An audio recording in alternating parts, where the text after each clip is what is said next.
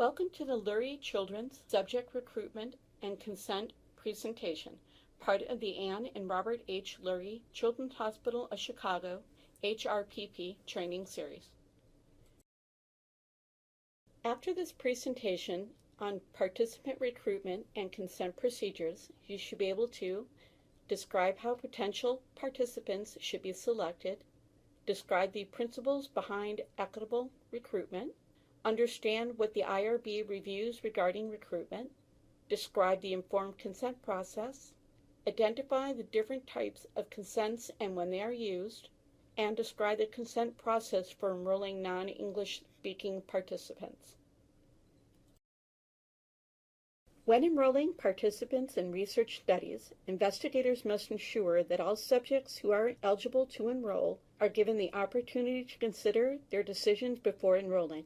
According to the Belmont Report, this is part of an ethical principle of justice and is an essential principle to equitable selection of research participants. Having equitable selection of participants ensures that both the burdens and benefits of research are spread throughout the entire population of participants in research. All protocols that are submitted for IRB approval must describe how potential participants will be selected, recruited, and justify any limitations.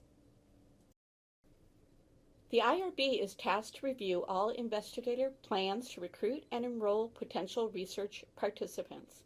This includes reviewing the methods, timing, and location of a recruitment and all the recruitment materials that will be given to all potential participants.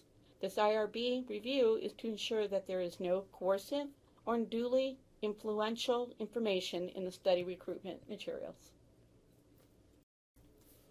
Before any study procedures can begin, informed consent must be obtained from the participants who have been selected and recruited. Informed consent is one of the primary ethical justifications for research with human subjects. The process for informed consent is an example of the ethical principle respect for persons from the Belmont Report. Informed consent is an ongoing process and not just a piece of paper or a discrete moment in time. Informed consent assures that research subjects will understand the nature of the research and can thoughtfully and voluntarily decide whether or not to participate. All consent forms are reviewed and approved by the IRB prior to the start of any recruitment of participants. A signed IRB-approved consent form is required for all participants in research studies unless a waiver is approved. Informed consent must be obtained from all participants prior to the start of any research interventions.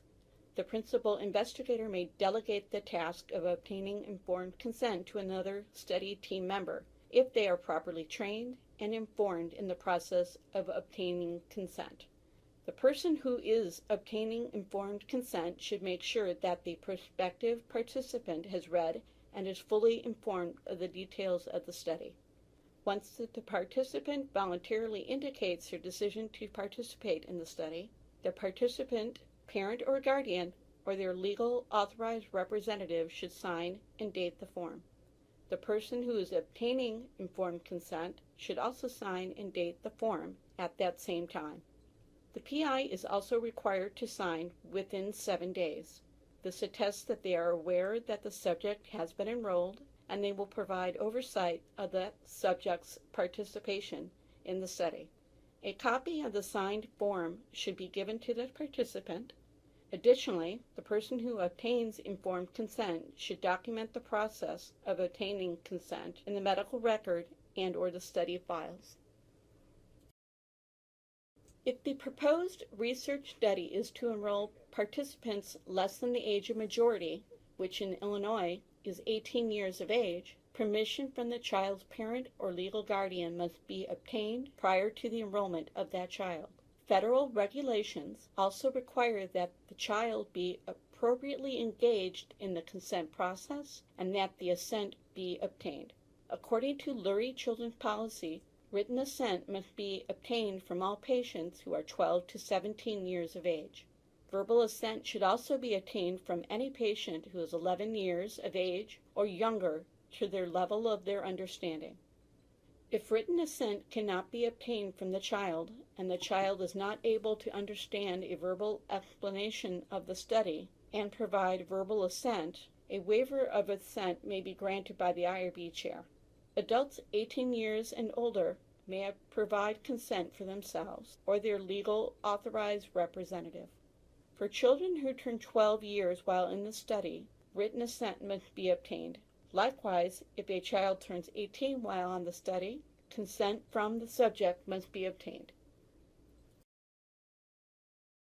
If investigators anticipate the enrollment of non-English speaking participants, translated consent and assent documents should be available. Federal regulations require that consent document and process be in a language that is understandable to the subject. If the investigator wishes to enroll a participant and there is no translated consent available, the IRB provided short form must be used along with an interpreter. The short form provides basic information regarding research at Lurie Children's, important contact information, and patient rights for the participants in a language they understand. When using the short form and an interpreter to obtain consent, each party is to sign the form that they understand. That is, the participant who does not speak English should only sign the translated short form. The person obtaining consent and the PI should sign the English version, and the interpreter will sign both forms. The interpreter may also sign as a witness and will verify that the verbal presented information was accurate. In summary, all potential research participants should be selected and recruited in a fair and equitable manner to equally distribute the burden and benefit among all research participants. Obtaining informed consent is a process, not just a document. Informed consent must be obtained prior to the beginning of any study activities. For more information on subject recruitment and consent procedures, please review the IRB Policy Procedures Manual, Section 10, Subject Recruitment and Internet and Social Media, and Section 11, Informed Consent. If you have any questions, please feel free to contact any IRB staff.